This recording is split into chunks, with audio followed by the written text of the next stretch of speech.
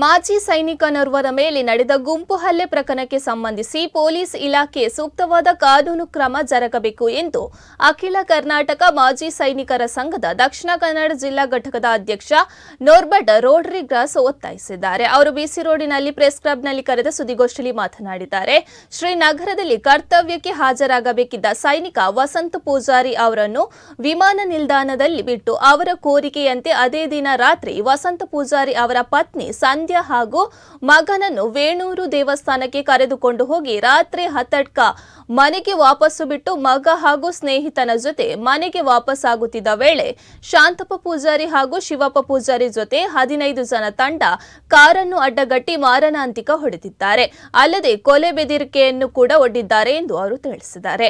ಈ ಸಂದರ್ಭದಲ್ಲಿ ಜಿಲ್ಲಾ ಗೌರವಾಧ್ಯಕ್ಷ ದಾಸಪ್ಪ ಪೂಜಾರಿ, ಕೋಶಾಧಿಕಾರಿ ಚಂದಪ್ಪ ಡಿಎಸ್, ಸೈನಿಕ ವಸಂತ ಅವರ ಪತ್ನಿ ಸಂಧ್ಯಾ, ಹಲ್ಲೆಗೊಳಗಾದ ಮಾಜಿ ಸೈನಿಕ ಜಯಪ್ರಕಾಶ್ ಉಪಸ್ಥಿತರಿದ್ದರು.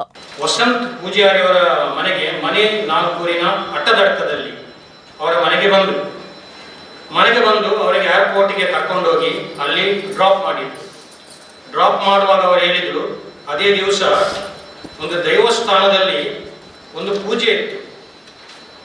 ಆ ಪೂಜೆಗೆ ನನ್ನ ಪತ್ನಿಯನ್ನು ಮತ್ತು ಮಗನನ್ನು ಕರ್ಕೊಂಡೋಗಿ ಪೂಜೆ ಆದ ಮೇಲೆ ತಂದು ಪುನಃ ನೀವು ಡ್ರಾಪ್ ಮಾಡಿ ಹೇಳಿ ಅವರನ್ನು ಒಂದು ರಿಕ್ವೆಸ್ಟ್ ಮಾಡುವಾಗ ಇವರಿಗೆ ಬೇಡ ಹೇಳಲಿಕ್ಕೆ ಆಗಲಿಲ್ಲ.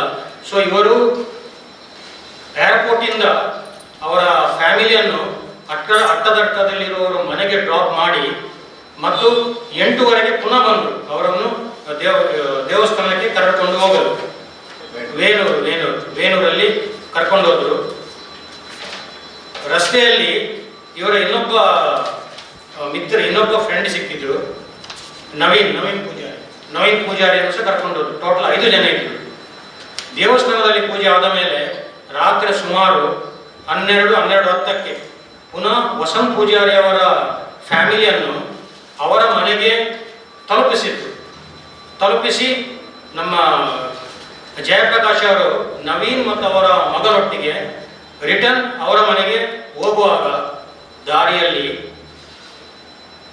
ಒಂದು ಕಾರನ್ನು ಅಡ್ಡ ಇಟ್ಟು, ಸಾಧಾರಣ ಒಂದು ಅರ್ಧ ಕಿಲೋಮೀಟರ್ ಇರ್ಬೋದು, 100 ಮೀಟರಲ್ಲಿ ಒಂದು ಕಾರನ್ನು, ಇನ್ನೋವಾ ಕಾರನ್ನು ಅಡ್ಡ ಇಟ್ಟು ಸುಮಾರು 10ರಿಂದ 15 ಜನ, ಈಗ FIR ಅಲ್ಲಿ 10 ಜನ, ಇನ್ನು 5 ಜನರಿಗೆ ಐಡೆಂಟಿಫೈ ಆಗಲಿಲ್ಲ. ಅಲ್ಲಿದ್ದವರು ಕೇಳಿದ್ರು, ನೀವು ವಸಂತ ಪೂಜಾರಿ ಅವರಿಗೆ ಯಾಕೆ ಹೆಲ್ಪ್ ಮಾಡೋದು?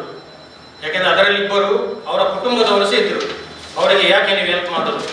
ಅವರಿಗೆ ಹೆಲ್ಪ್ ಮಾಡಿದರೆ ಜಾಗ್ರತೆ, ನಿಮ್ಮ ಪ್ರಾಣ ನಾವು ತೆಗಿತೇವೆ ಹೇಳಿ ಪ್ರಾಣಿಗಳಿಗೆ ಹೊಡೆದಾಗೆ ಒಂದೇ ಸಮಯ ಹೊಡೆಯುತ್ತಿದ್ರು 15 ಜನ. ಒಂದು ಮಾಜಿ ಸೈನಿಕನಿಗೆ 15 ಜನ ಏಡಿಗಳಾಗಿ ವರ್ತಿಸಿ ಇವರಿಗೆ ಪ್ರಾಣಾಂತಿಕ ಹಲ್ಲೆ ಮಾಡಿದ್ದಾರೆ.